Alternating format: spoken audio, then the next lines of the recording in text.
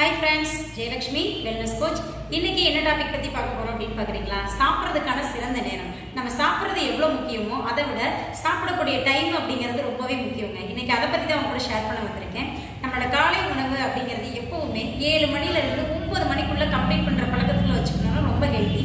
Next என்ன அப்படின்னு பாத்தீங்கன்னா நம்மளோட லஞ்சுங்க. எப்பவுமே 12 மணில இருந்து 2 மணிக்குள்ள நம்ம லஞ்ச் கம்ப்ளீட் பண்ணிருக்கணும். அந்த லஞ்ச் பிளேட் எப்படி இருக்கணும் அப்படின்னு பாத்தீங்கன்னா டெய்லியுமே பழங்கள் சேர்த்துக்கணும், காய்கறிகள் சேர்த்துக்கணும், கீரைகள் இருக்கணும், பயிர்கள் இருக்கணும், கொஞ்சம் சாதம் எடுத்துக்கணும். இதுதான் நம்மளோட லஞ்ச் பிளேட் இப்படிதான் இருக்கணும்.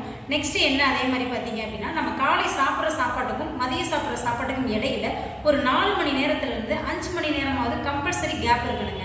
அப்பதான் அந்த டைஜஸ்ட் ரொம்ப சூப்பரா இருக்கும். நெக்ஸ்ட் என்னன்னு பாத்தீங்கன்னா நம்மளோட டின்னர் அப்படிங்கிறது ஒரு 7 மணில இருந்து 9 மணிக்குள்ள கம்ப்ளீட் பண்ணிட்டீங்க அப்படின்னா ரொம்பவே சூப்பர்.